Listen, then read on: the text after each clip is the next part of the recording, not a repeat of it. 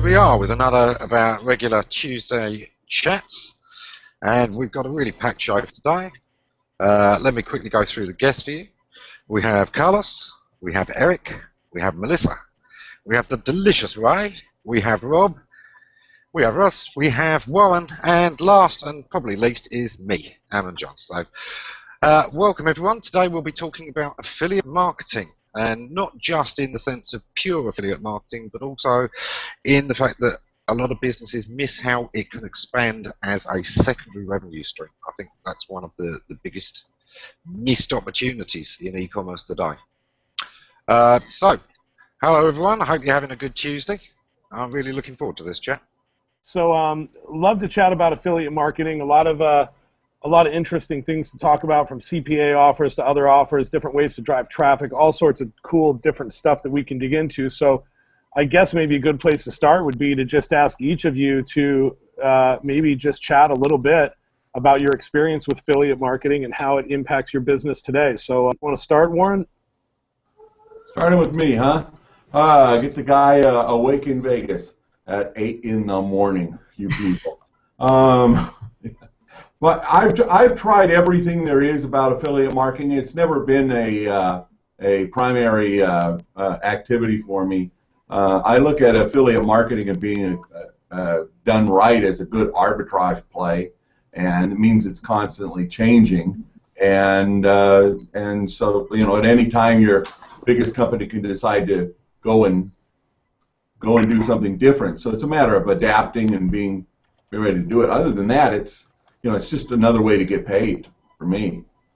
I'm actually really in a similar boat to Warren. My focus has always been selling my products, but in selling my products, I generate an audience, and then, of course, I can't meet all of their needs for everything they need in their business. I function in business to business. I sell software. I sell training programs. So I'm also moving. I've got an Amazon site I'm building. I've got an e-commerce site I'm building. I'm kind of all across the board, but affiliate marketing is maybe 15 to 20% of my overall revenue. It's more of a secondary income stream. However, I'd be a fool to not embrace it because, again, I can't solve every single problem for my audience, so why not introduce them to people that can solve other problems that are congruent with the products that I sell. So for me, my biggest concern and biggest focus moving forward in my business is to focus on quality over quantity. I'd rather have a couple of affiliate products that I can focus on where I can design almost a process for my audience that I can take them through, of course featuring my own products, but pepper in some affiliate programs as well to take them from where they are when I meet them to where I want them to be at the end. So that's pretty much how I'm focusing on affiliate marketing moving forward. So affiliate marketing would definitely not be considered minor for me as far as what I do. I've been doing affiliate since 2000. And I originally used to build websites centered around a specific affiliate product. Obviously, somewhere around 2005, 2006, that changed. And I started building affiliate sites more over building a brand targeting a specific consumer demographic. And that's how I've been building sites since then. The majority of the affiliate marketing that I do is centered around websites or blogs that are targeted a certain type of person, and what I'm doing is putting products and or services in front of them that are the types of products and services that they would want to use. And I think for me, I'm definitely not centered on the product. I'm centered on the brand and building the traffic around it. My general theory has always been that as long as I have the users, I'll find a way to monetize them. But if you push crap on them, you're not going to have the users. So for me, it's all about building affiliate brands at this point and being sustainable through the algorithms. I do all of my affiliate marketing through SEO. I don't do PPC for affiliate at all. So to me, it's very important to be able to survive the algorithm updates. And I think that has a lot to do with, I think Google favors brands, and I don't think that you necessarily have to be a Coca-Cola to be a brand, but I think you do have to be a brand in your specific niche. Cool. Yeah, I couldn't agree more with that. I mean, that's always been my focus as an affiliate. I've done a ton of affiliate marketing. I've built some websites that were, kind of geared around specific products, and I've also done a lot of email marketing, promoting different stuff. And I couldn't agree more, you know, along the lines of what you had said, Ross, and also what you had said, Ray, is that if you can build an audience, and if they're a targeted audience, and if you have a relationship with them, you can sell them anything as long as you don't crap on them.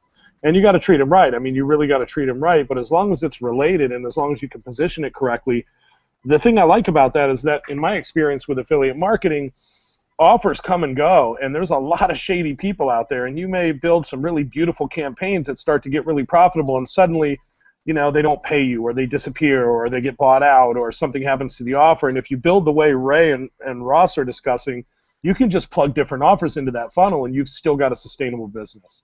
I learned that the hard way, and I think it was like 2002. I had built I may be wrong on the year, but I had built a website that was centered around one specific affiliate offer. And then the affiliate offer went away, and there were no competing affiliate offers. So I had this website ranked #1 for its core term, getting a crap load of traffic, and this was pre-AdSense.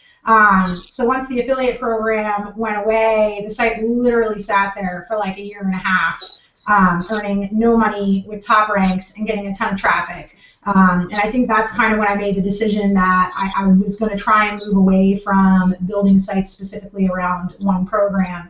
Now that site wasn't all for naught. When AdSense did come out, I said, hey, let's toss this up there and see what happens. And it happened to be in the finance industry. So that site ended up doing very well through AdSense, and I sold it for in the 6 figures. But that was a really important lesson. That's why I tell people, if you're trying to get into affiliate marketing, you want to make sure there are multiple programs around whatever it is that you think you're going to be offering, or around whatever audience you're targeting. Yep, absolutely. So Melissa has said in the chat that she is here to learn. Melissa, feel free to jump in if you have any questions. Ammon, do you want to share some of your experience with affiliate marketing? I'm one of those odd people that actually avoids affiliate marketing, and it is because it's that crack cocaine effect. I know so many great SEOs who you get into affiliate and suddenly, why bother dealing with clients anymore? It's a lot easier. You're the master of your own destiny. You get paid by the work you do, instead of, you know, agreeing a price up front and then delivering something wonderful, and then they quibble with you.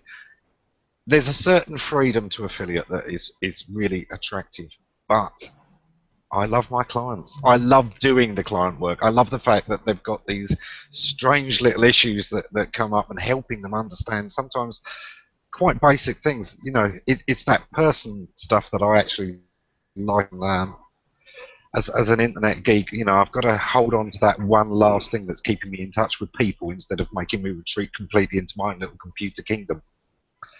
However, I set up affiliate programs in both respects for companies that I've worked for. One of the early ones was a site with a lot of traffic, where we were one of the first non-search engines to use Overture, the pay-per-click providers.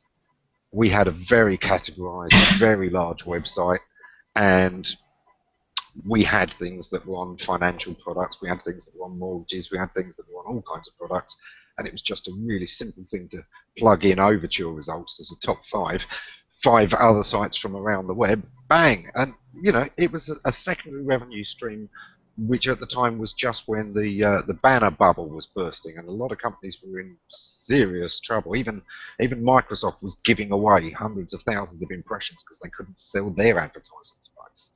On the other hand, you know, I've set up some affiliate schemes in the past, which, believe me, they are a pain to organise.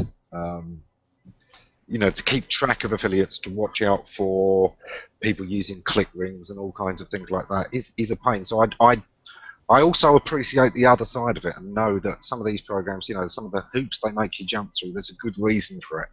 There's always a tricky balance between, you know, what needs to happen for it to be good for the merchant and what needs to happen for it to be good for the affiliate. So yeah, it's one of those things. You know, I'm here to help people realise that there's a lot of money to be made in adding this, even if they've got a standard sort of site. One of the things that always strikes me is you've got a site that is all geared around gardening. It's selling seeds, it's selling gardening tools, it's selling lawnmowers, it's selling deck furniture.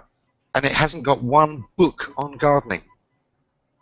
It doesn't do clothes except for emergency. And you think, hang on, look, if you just put in a simple affiliate link to Amazon to sell a few really good books picked by your expert, that's your unique sell, your expert opinion of which are the really good gardening books, and you can recommend them according to what region you're in or what kind of garden they've got and how much space. You're only going to increase how much they do gardening and therefore how much they buy from you. I was going to say there's this bullshit fallacy like with bloggers where they're scared to monetize their audience, right? Because like, God forbid you put up an affiliate link and your audience is going to scream at you. First off, if you don't like the fact that I'm using an affiliate link, get the hell off my site. I'm the one paying for the hosting. I'm the one that pays for the design. I'm the one that sits down and spends 6 hours writing the post that just taught you something. So if you don't like the fact that I'm using an affiliate link in it, you can feel free to get the hell off my blog. My disclosure page actually says that. So it's that's first up. Second up, bloggers look at it like, oh, they don't want to monetize their audience as if it's some dirty thing. And like, here's the thing, and I've actually got a post where I talked about this as far as like how to find the best affiliate programs in your niche. But if you make kick-ass cupcakes and I come to your blog, it's because I want to make kick-ass cupcakes like you do. And when I see you, like, you know, you're showing in the picture that you're using an icing bag to ice the cupcake, and it's like, I don't know what freaking icing bag you use. I don't bake kick-ass cupcakes. That's why I'm on your blog. So I think a lot of bloggers miss out on the opportunity to just be like, here is the stuff that I use. Here's the stuff I use to do the stuff you want to do. If you didn't want to emulate me in some way, shape, or form, you wouldn't be on my blog. You know, so I mean, it's kind of like, I think bloggers need to get over that respect. I meet a ton of, because I'm a mom, I meet a ton of, you know, what most people would classify as mommy bloggers. And I'm telling you that I have met mommy bloggers that have millions of page views. I was talking to one the other day that had something like 6 million page views in 2012, and they only made about $80,000. And I was thinking, oh my God, give me 6 million page views. But it's because they're so scared to monetize their audience, and I think that's something that people need to get over. People want you to recommend products and services to them. What they don't want you to do is recommend shitty products and services to them. You know, I think, Ray, when it's in line like that, where you're telling a story or sharing a recipe, and that story directly relates to where you're going or how you did it or what you're using, that works like a charm. But a lot of people, and Melissa had kind of touched on this in the comments, a lot of people really, really suck at this, right? And you'll go to a cupcake blog, and there'll be, you know, a blinking banner on the right-hand side about weight loss. And it's like, are you freaking joking me? Like, you know, a lot of people just don't really know where to go or how to get started to do it the right way. You know? A lot of bloggers put the 125 by 125 ads on their blog, and that's the only affiliate marketing that they do, and then they exclaim that affiliate marketing doesn't make them any money. Well, it's not that affiliate marketing doesn't make money, it's that you're doing affiliate marketing wrong. Just like with any internet marketing or website design, there's a psychology to it. It's the same thing with affiliate marketing. If you're not thinking about what's in the mind of your readers or users, you're going to fail. This side of the conversation fascinates me, right, talking about promoting offers.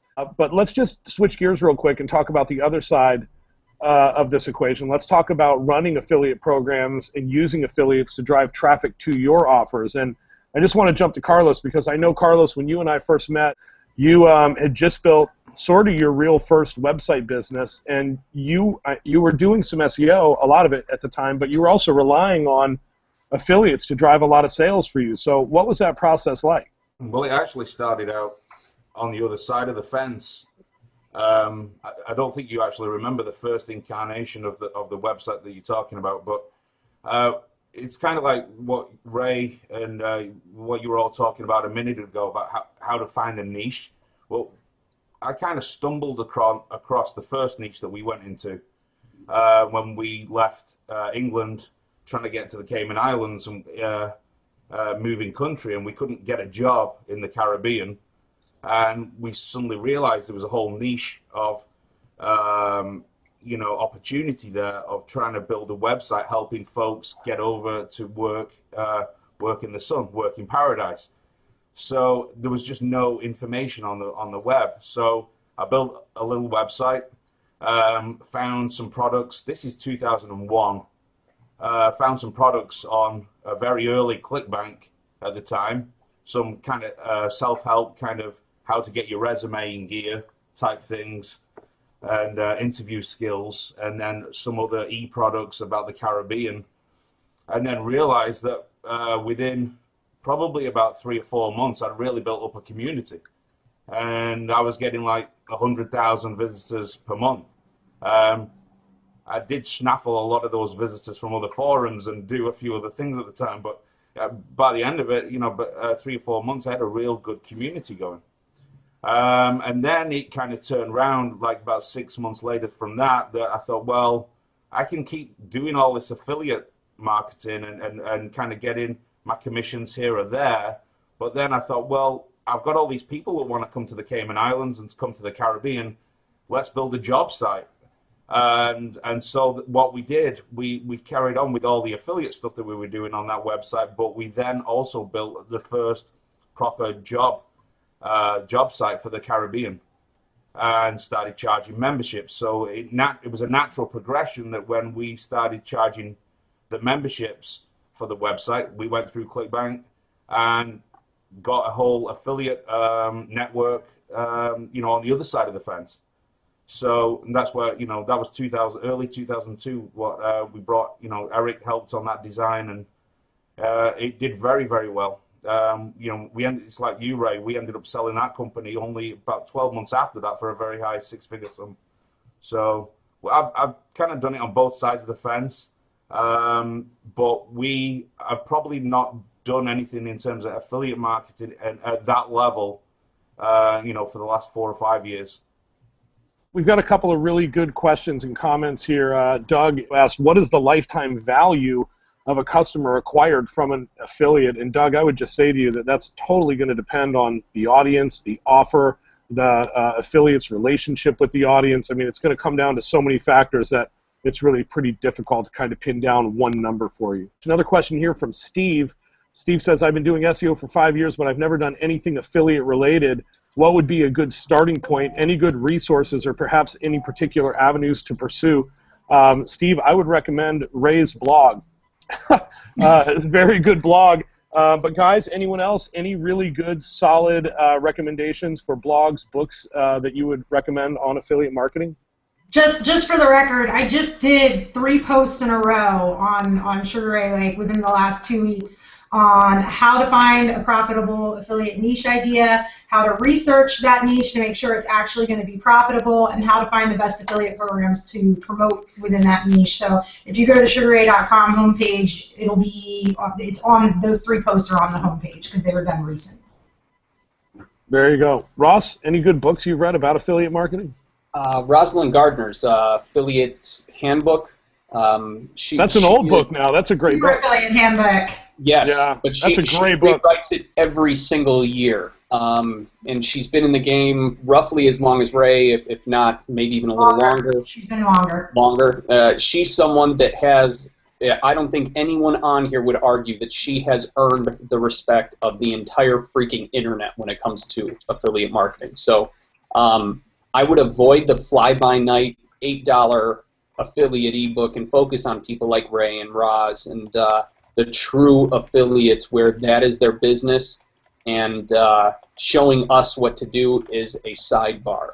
Those are the kind of people that are worth paying attention to. I just got an ebook on Fiverr called Affiliate Tsunami. Are you saying that that's not going to work for me?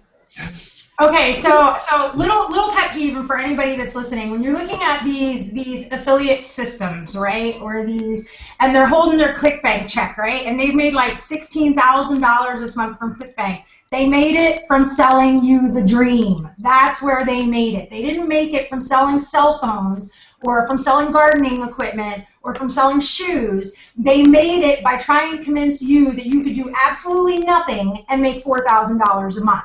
It doesn't work that way. That's not how affiliate works. Not having to put in a lot of work and just scamming people. It's kind of like Ray had said. There's a lot of people that have made a lot of money selling training to show you how to be an affiliate, but that doesn't necessarily mean that they're real affiliates. If you read, real world blogs, if you read, Shoe Money's blog or Joel Comm's blog, or if you, read Tim Ferriss's blog, a lot of times he'll have people on from like Mind Valley that are really driving enormous amounts of traffic through either social media or through pay-per-click. to different affiliate offers, and that would be what I would look for. Like Ross had said, I would avoid anything that's got the word nuclear, explosion, tsunami, hurricane, windfall, cash. Affiliate marketing is a real business if you approach it as such, and I guess that kind of leads into my next question, which is I'd love to know from all of you guys how you find offers and how you track the different variables in your campaigns so that you can really pinpoint things that are profitable for you. Do you have any tools that you want to recommend? Any sort of tracking software that you like? Anything like that? I was going to say SID tracking. Like SID tracking, SID tracking, SID tracking, cannot say that enough. So basically, for anybody that doesn't know what SID tracking is, might be referred to by a network as MID, CID, SID, TID. Link Share calls it signature, or whatever the hell their name is now. They're going to be Link Share for the rest of their lives. But SID tracking, for anybody that doesn't know what it is, it's the ability for you to add a specific tracking code to the end of an affiliate link so that you know which affiliate link drove traffic, even if you're using the same affiliate link in several different spots. So for instance, if you're running, let's say that you're an affiliate for a program and you link to that program in your sidebar, with an advertisement, and you also put that affiliate program as an advertisement in your newsletter, and you also have that affiliate program listed on your My Favorite Tools to Use page. And you write a blog post about it, yep. Yeah, you can add an SID tracking code to it that says, the tracking code is sidebar, the tracking code is mailing list, the tracking code is blog post, the tracking code is tools page, and that'll let you know exactly which one of those links drove you traffic. If you're not using SID codes and you're using the same affiliate link in all those places, then you have no idea if your sidebar is driving 0 sales or if your sidebar is driving 100% of your sales. So SID tracking for me is like a really, really big deal. If you do a search in Google for affiliate SID tracking, a post that I wrote that explains how to do it for every one of the major networks should come up, and it tells you all of the limitations, et cetera, and exactly how to generate them and how to review the reports on them. But like, if you're not using SID tracking, that would be my biggest recommendation to you if you're doing affiliate marketing, not using SIDs, is you need to go and implement SIDs on wherever it is that you're using your affiliate links. Mr. McLeod, you are back. And we were talking about best ways to get started with affiliate marketing. If you really know nothing about it, you're really looking to get a bare bones but honest and effective education on it. And we talked a bit about Rick's blog. We talked about Rosalind Gardner's book. And then Ross said the Bible, right? That's the Bible. Yeah. So, but Carlos said, hey, what about the Warrior Forum? Is that useful at all? And I was like, oh God, I wish Brian was here because he definitely has some thoughts about that. I never mentioned it by name. that other place. Well, the thing about the Warrior Forum is that it's full of people both experienced and new, with an agenda, with no agenda, people looking for friendship, people looking to make money. It's a little city, okay? And there's dark alleyways, and there's big shiny lights, and there's all of those things there. So, yeah, there's value for new affiliates trying to figure it out there, but there's also a lot of distraction and a lot of things that can happen in an open forum. You just have to remember, everybody's got an agenda online. Everybody's looking for a lead or a sale or an audience or something, or they're not doing this for their pure pleasure. We all enjoy what we do, but there's clearly a reason why we're trying to reach out to the world. We have something to say. So you always have to judge what's the agenda. And so I think, yeah, there's good information you can glean from there, but it tends to be a little bit more of a flea market type mentality. Well, it's a flea market mentality. The prices are depressed lower there than other places. People have certain expectations that are a little bit more unreasonable there than other places, just because it's a community that created a marketplace, and now it's largely a marketplace that has a community, right? Which is a big shift from 10 years ago. John Reese, Frank Kern, and Mike Filsaime might join a thread about affiliate marketing there and have something to say. That's not going to happen today. That's not the way it works. There's also 500,000 people there now compared to 100,000. So with the bigger city comes all of the noise and distraction. So I think affiliate marketing, the bottom line is you just have to look at it from which perspective are you. Are you a salesperson, or are you hiring salespeople? Because that's what affiliates are. They're nothing more than the virtual version of a salesperson. If you're hiring them, if you're running an affiliate program, you got to give your sales people tools.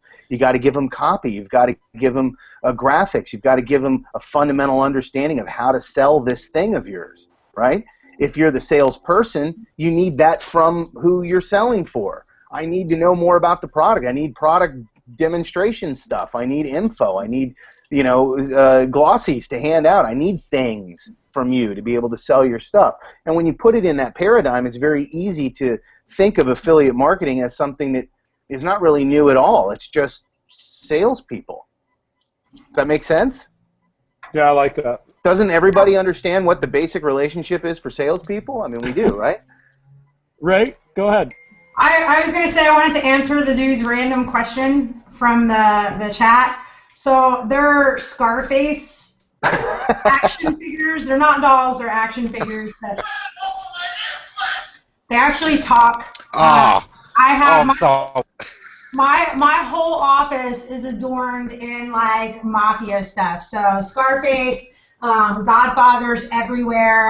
I have giant signs that have Scarface quotes on them above my desk. I've got the Boondock Saints. That's the photo that's behind me. So yeah, I have a pretty gangster little office in here. I have UFC figures and. Yeah. I think what Ray's trying to say is if she promotes your stuff, you damn well better pay her.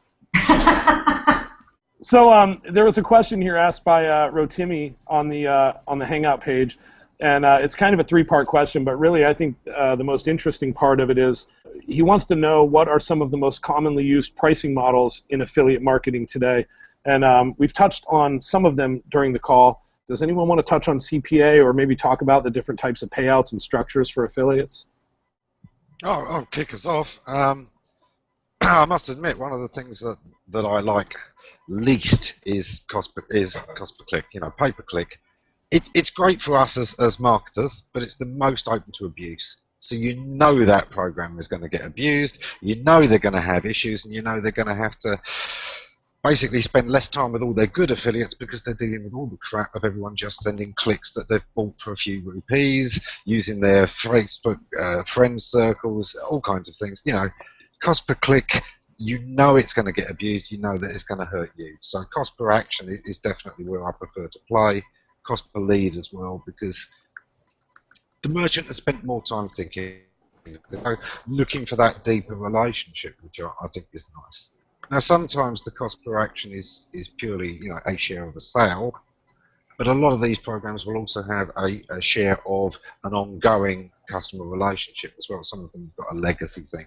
Sometimes it's only things that they buy for the first year, but sometimes it's, that you've got it ongoing through their relationship. I especially like the ones where if you send another affiliate, you get a percentage of that affiliate's income ongoing. Those are few and far between anymore, though. Like back in the day, oh my God, was that like the best way to make like way more money?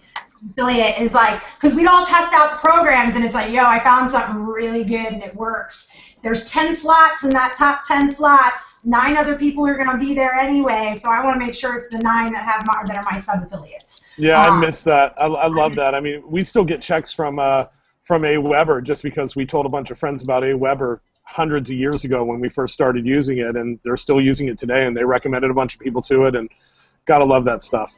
That's really cool. You've got CPA, which is like cost per action, which is really a trash can term because it could be cost per sale, it could be that they've got a newsletter. It's basically like any action that the merchant wants you to take. As far as, for me, when I'm looking at affiliate programs, I'm looking at several things. One, I like the cost per sale model. I like the I send you a customer, you give me a commission. It's real simple, and we're done with it. I think that no matter what type of program that you look at, there's other things besides just the method of actually, how you're getting paid, but also what qualifications there are to you getting paid. So like how long the cookie life is, is a big deal for me. Whether or not you get recurring commissions, so that's real popular with like services, right? So I'm an affiliate for Raven Tools, and anytime somebody signs up through my link, I get a recurring commission from them for every month that they remain a paying customer. So that type of stuff I really, really like, especially if the service or product is really, really good, because I know that me driving people to them are going to make them a long-term customer, so I'd like to get paid for the long term. But me personally, the only space that I really don't play in is CPC, just because, you know, as you said, it's just so abusable, and I don't want to argue with a merchant and have them go, well, 50% of your, it's not worth it to me. And I actually don't do much in the CPL space, never have, so cost per lead. Did you guys touch on instant affiliates yet? Have you talked about instant affiliate commissions yet, and the instant payout model that's happened over the last 2 years or so that has really, you know, kind of exploded for a lot of people, especially for the lower end, front end stuff, so that they get paid 100% on the front end immediately through PayPal, as opposed to waiting for a check for 60 or 90 days or whatever traditional affiliate programs used to do. We haven't talked a whole lot about it. I think it's something people should know about, right? I mean, it's kind of it changes the game in a lot of ways. You're not in a position of trusting somebody to pay you, which doesn't always work out. Let's be nice about it and just say some people they have good intentions, but it just doesn't work out, right?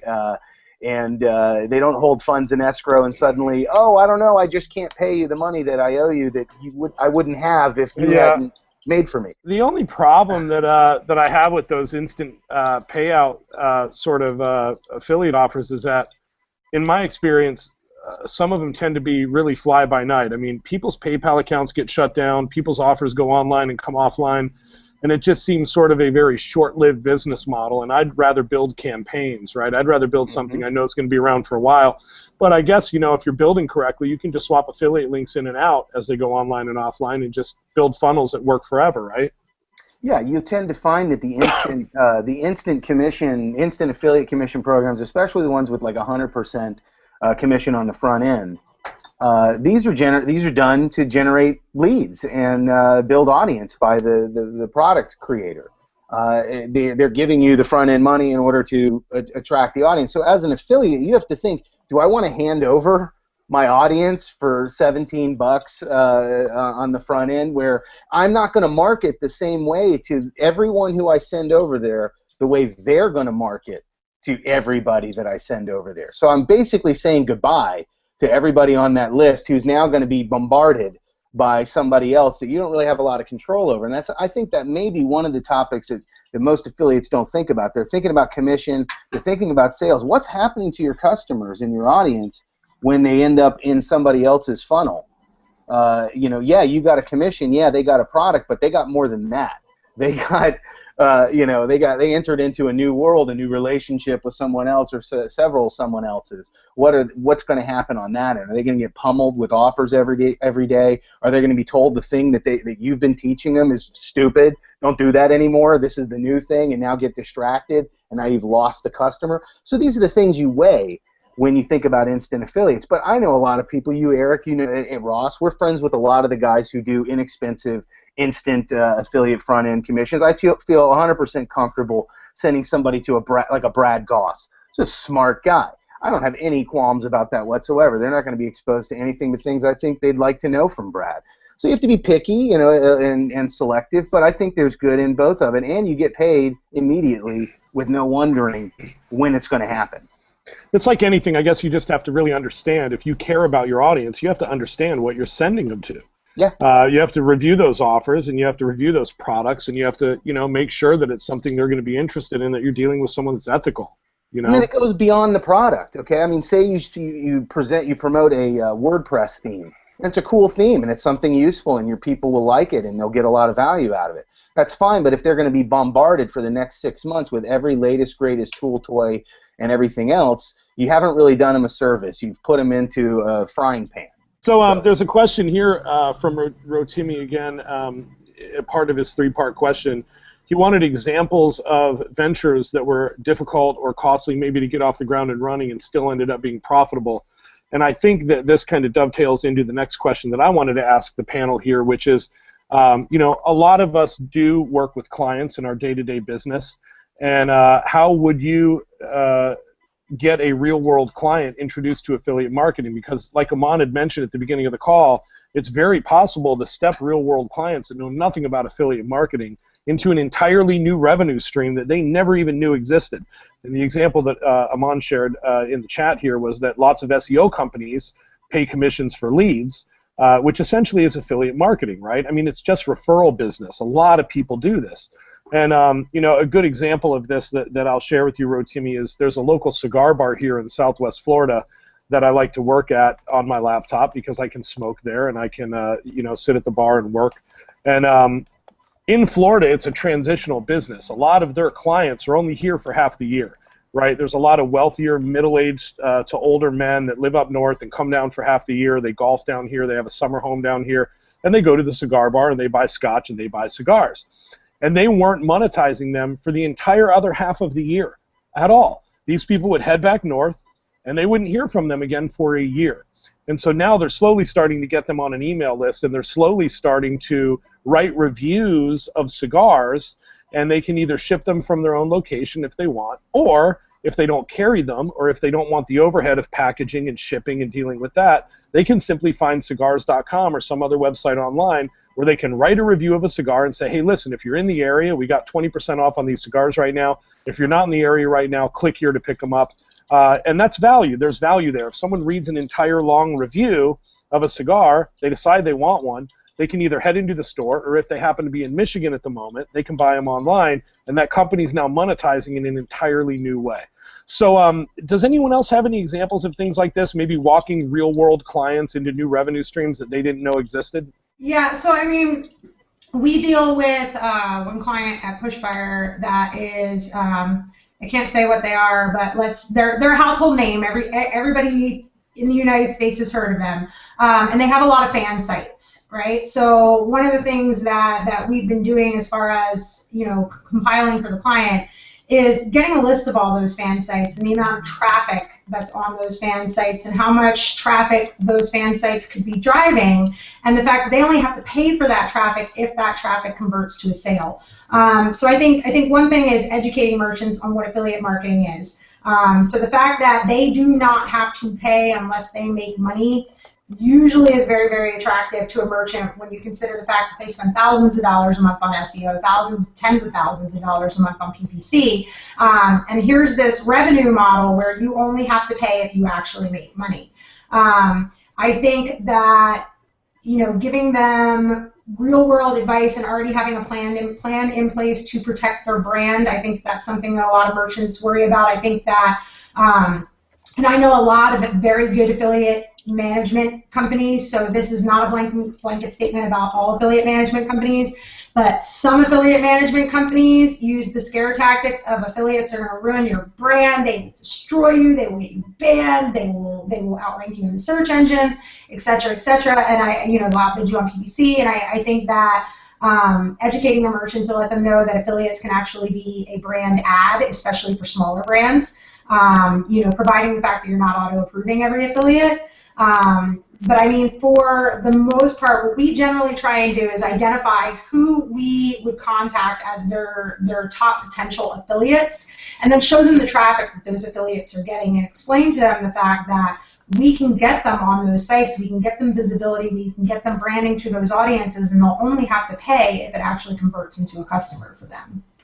You know, there's a local pet store here in the area, and they're friends of ours, the people that own it. And I recommended to them because the lady had said to me, you know, we get asked all the time for information on puppy training, right? And we just don't do it. And so this light bulb goes off in my head, and I'm like, you know, print up a little postcard, right? Put it on your desk next to your cash register, and just make it an affiliate link to a digital product that does puppy training. Right? I mean, it's so easy to kind of take this stuff and transition it to an offline world for clients that don't really understand it. Ross, anything you want to add here, brother? Yeah, there's two sides to that coin. Number one, there are the offline businesses that have no idea what we do on the internet. They have no clue, and that's why the whole, help offline businesses market themselves on the internet market is so gigantic, because there's a total separation between what we do and what they understand. The age of newspaper advertising is not dead, but close. So the two sides of the coin are, you can add, the way you just brought it up, Eric, really is smart, where you just have a postcard done up. Your costs are maybe $20, $30 to get a few stacks done, and then it's free money. It's just a check that comes in the mail when people sign up, because you're giving them something you don't provide that adds value to their process. That is not a dirty affiliate marketing. Have you ever had that where someone throws an offer in your face and it feels like someone just shoved dirt down your throat? In the make money online biz ops space, it's every single email I see. Somehow I got onto that email list, and that's not how I run my business. Eric, you and I both had a conversation over large amounts of alcohol where we were wondering how the hell we ended up on this email list of all these biz op marketers. Right. Those guys, they dilute their audience every time they send an email, and they cost themselves money as much as they make it. So they then have to schedule their next launch to refill that funnel and bring in new zombies to promote ridiculous make money in your sleep without clicking offers. So every business model has its ups, its downs, its insides, its outs, and all that other fun stuff. So adding affiliate marketing, if you don't have it, makes perfect sense in some capacities. The question you have to ask yourself in doing it when you have a completely different business model that is your main focus, how much are you diluting your audience? So for me, I have products I can sell to my customers, probably a dozen at any given time that I have up for sale at once. I have to analyze, should I email for my product or should I send them to someone else for money? And more often than not, I'd rather sell them my own stuff. If it doesn't exist, then I can promote an affiliate offer. So affiliate marketing makes sense as a secondary business model if that's the way you want to go. Being an affiliate, period, I know a lot of people that do it and make a lot of money doing it. They do it similar to the way Ray does. They build an audience, and then they recommend products that can help that audience. You know, the bottom line is everything in business is a risk, a choice, and a test. As long as you handle it that way and change gears as necessary, you can do really well, period. So, two things. One, I glossed over the fact that we find, sites that would complement the affiliate program to show the merchant how much potential there is if we can convince those sites to be affiliates. And then I realized that I kind of like pie in the sky that. I use SEMrush to do that. So I wrote up a whole review on everything that it does, but it has a section in there, and I'm a paid member, so I don't know how much of this is available free. But it has a section in there on potential ad traffic buyers and sellers, and basically what it does is it finds sites that rank with a heavy commonality of keywords to the merchant site. And then by going through that list, you can find the sites that are competitors versus the sites that just happen to write about your topic a lot. And that's one of the ways that we find businesses that we can approach with somebody's affiliate program in order to get them to try and run it. The other thing that I was going to mention was a lot of merchants don't realize, too, that they can use a method that I refer to as the follow-up sale. So let's say that you sell one product or service, right? Let's say that you are an online incorporation service, and unlike, LegalZoom, etc., you sell one thing. You sell the ability to incorporate online, and that's all you sell, right? So customer converts, he gets his brand new business. That's the only product you have to sell him. And so in that case, you may want to send a follow-up email. What do brand new business owners need? They need logos, they need websites, they need hosting, they need business cards. There's a myriad of things that they can use that you don't sell. You have already made the sale. They're already your customer. You have already sold them what you're going to be able to sell them for the foreseeable future. But by sending this follow-up email, you can actually recommend them products and services that they're now going to need as a result of having bought your product or service. And if you use affiliate links, you're helping the customer, and you have the ability to make some extra money on the back end. I love that. Major sale on the front end. Yeah, I love that. And you know what, Ray? I mean, if it's profitable enough and if your audience is responding well enough, you may decide to move into that market and create another offer. I mean, it's the best way to do market research that there is. So yeah, I absolutely love that. So a question here that Brian, you may be able to answer from Jeremy. Do you have any examples of affiliate programs that use the upfront affiliate model, the 100% instant pay model? where would someone find stuff like that? jvzoo.com. jvzoo.com is the place to go for that, and there's a lot of them. So you have to. I mean, I know the guys, Erik, Ross. We know the guys that started the site, and when it started and how it started. So bottom line is they're marketers themselves. They understand what it is, but now that they've become a larger network, they attract a whole lot of offers. So you're going to have to sift through more than you used to have to. But, you just got to pick the right offers and people who are complementary to what you're doing. Like I said before, a guy like Brad Goss, a friend of mine I trust, I'm not going to have a problem recommending him something I just found on the internet. I don't know who that is, and I don't know what happens to my customer after he lands in their world. Those are the questions that I judge when I pick an offer to make. But jvzoo.com is a great place to find good quality offers from quality people, and some of them are very inexpensive and easy for your people to try and you to try as an affiliate before dip your toe in without going whole hog. Not everything I do is centered around, like, I still sell a lot of products and services in a lot of niches that have nothing to do with the make money online sector. But in regards to being worried about, you don't know what somebody's going to pitch to your audience, that's one of the reasons why I sign up for everything that I either review or recommend, because then I know what they're going to get. For instance, there's this really popular keyword tool, and so I've been reviewing a couple of keyword tools, and I signed up for the keyword tool, and I've gotten freaking probably 13 emails in the 5 days that I signed up for the tool. And for that reason alone, I totally stopped reviewing the tool, because for that reason alone, there's no way that I could recommend to somebody like I want to them. And you know what I'm saying? Because they're sending me so many emails. So that is one of the other things too. Is I try not to recommend anything that especially in that space that I haven't actually used myself and experienced what it's like to be a customer. Because you're right, I don't want them bombarded. Because here's the thing, they may buy that keyword research tool, and then they get bombarded with 16 emails. And then the next time I do a review on something, they go, oh, that looks really cool. Oh, you know what, that last thing she sent me to? Yeah. Oh, they bombarded me with emails. So I do try and do that, just to make sure I know what I'm getting people into, if at all possible. Yeah, absolutely. There's nothing worse than someone that wants you to promote their product, and you go and check out the sales letter, and there's 47 exit pop-ups. You cannot leave the website. And you're like, really? I'm going to send my people over here? Really? You might as well just stomp on their genitals. As I said at the start, I want a lot of businesses to realize that, affiliate isn't just something you have to do as an affiliate, that every business should be looking into what the opportunities are. And one of the best examples of that is Google. Google's original idea was just to sell them. Their secondary idea was to sell Google in a box, Google results served for intranets, and pay-per-click was just like adding an affiliate scheme for them. Oh, look, we'll pass on leads and get money. They set up that nice little program, and I don't need to tell you how that's worked out for Google. It's a billion-dollar industry. Everyone's copying them. But I think, one of the things, if you're going to be an affiliate, bang on with Ray's point there, you need to experience the affiliate offer yourself. You need to first go in as a customer, check how they treat their customers, before you then send anybody there at all. You need to know these things. I've got something.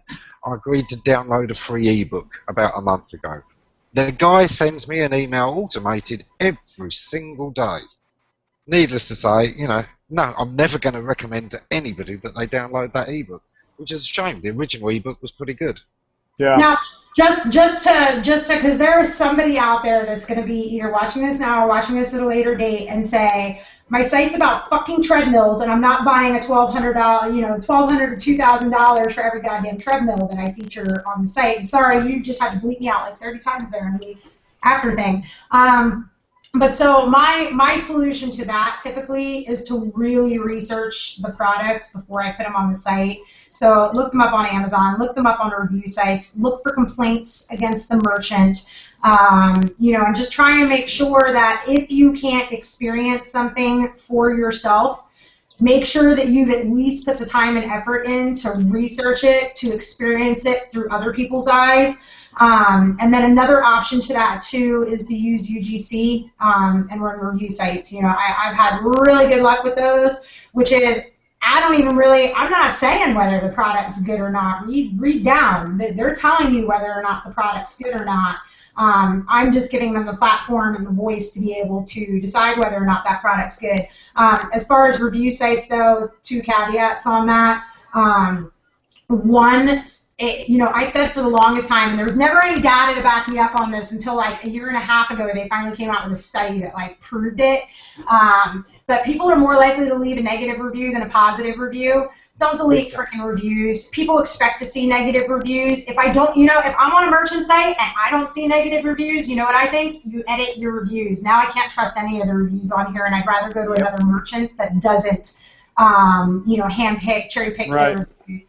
And then the other thing to be aware of is that when people get pissed off at a company, they do not write a unique review for all 14 review sites that they just found and went and blasted the person on. So you have to be really careful in the post-Panda era if you're doing SEO and you have a UGC review, a user-generated content, for anybody who doesn't know what that acronym is.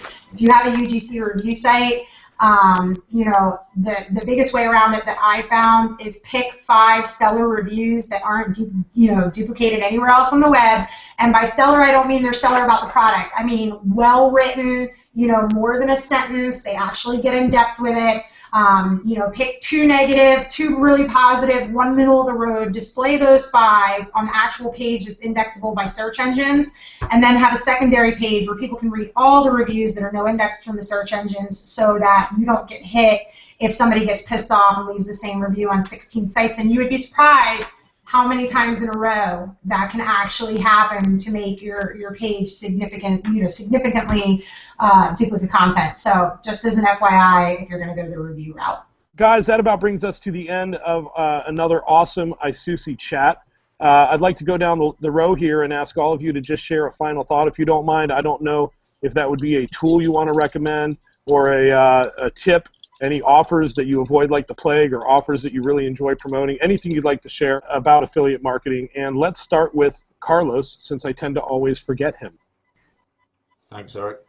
Now, I think the biggest takeaway for me, again, having been out of it for 3 or 4 years at least, but I think the biggest takeaway would really be what Ray was just talking about in terms of, and I think Ammon touched on it as well, you've got to, if you're going to be promoting other people's products, and going back to what Brian said, affiliates are really your salespeople.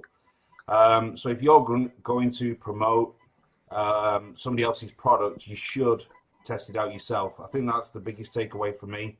You've got to know what their customer service is like. You've got to know what the reviews are. Otherwise, you just, you could be promoting, a piece of junk, and that's going to come back to affect how, the perception of you and your business.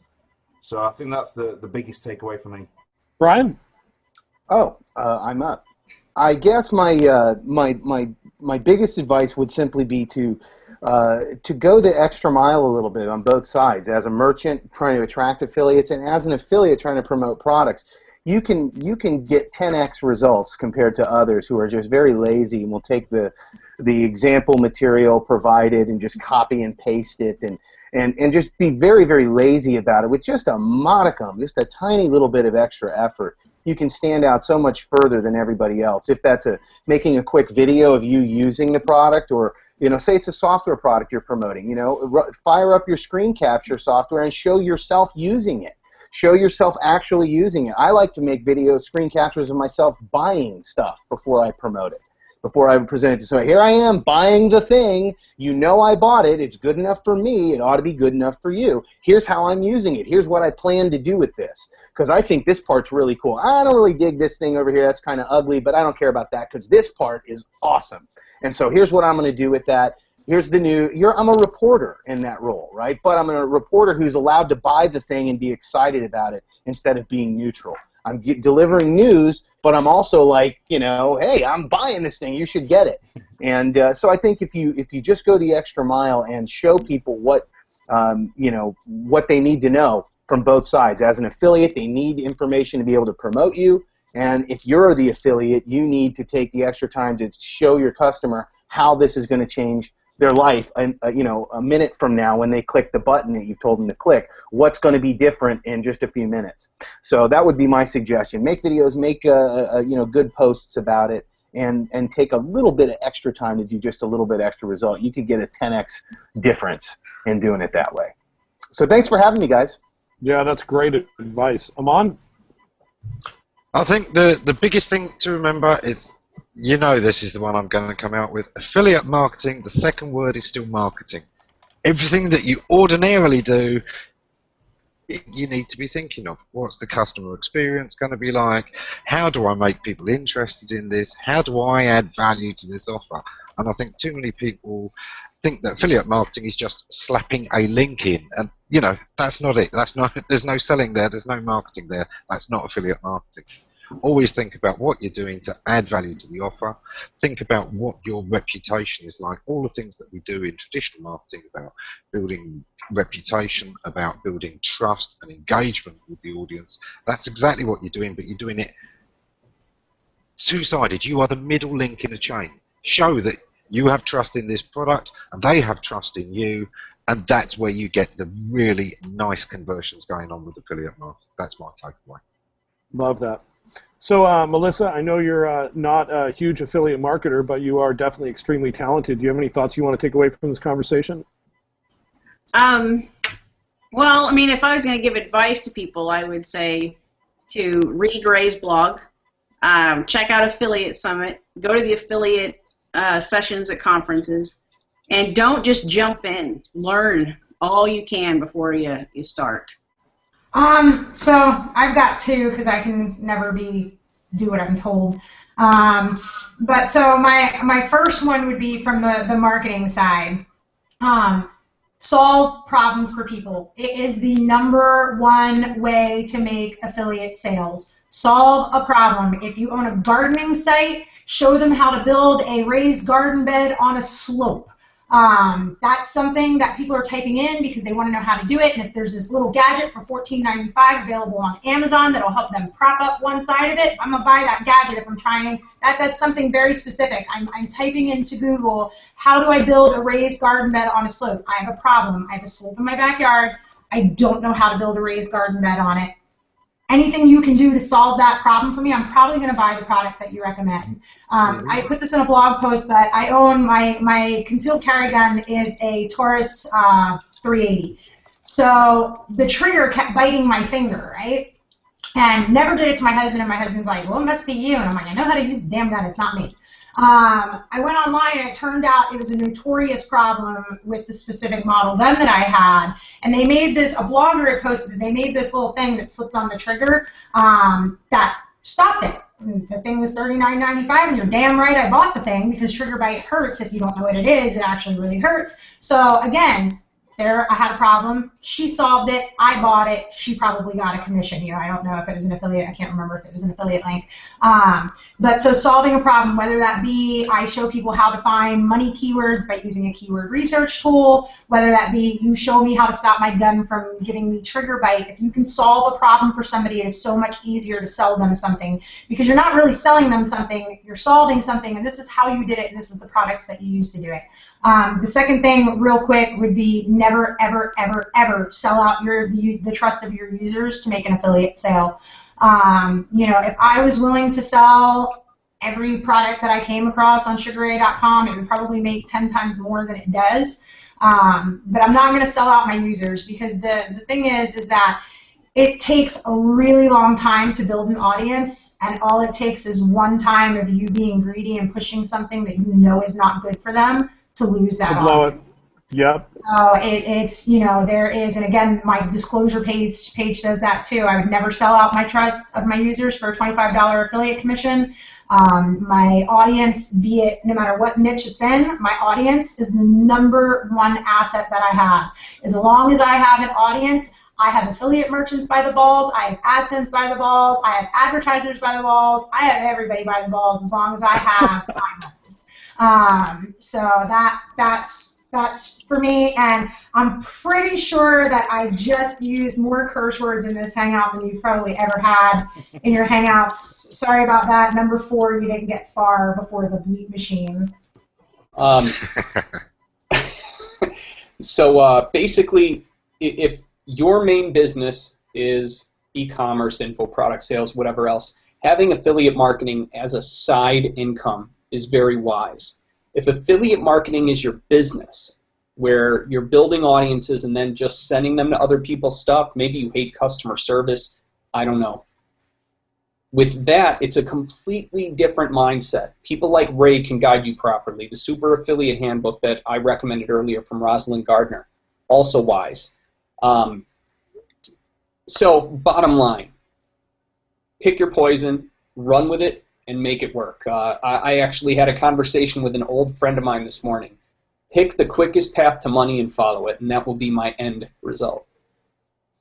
Very cool. So I guess my final thought would be really just to echo what all of these amazing people have said, and to just touch on what Ammon had started with and what Ray had said. All of us have said some variation of this throughout the Hangout, which is to be logical. You have to offer value, and you have to offer people things that they expect and that they want. And I used to always call this logical sells, right? If you've written a book, if you're an aquarium expert and you've written a book on how to build the perfect saltwater aquarium, step 1 in your book could quite easily be, if you don't have an aquarium, buy an aquarium.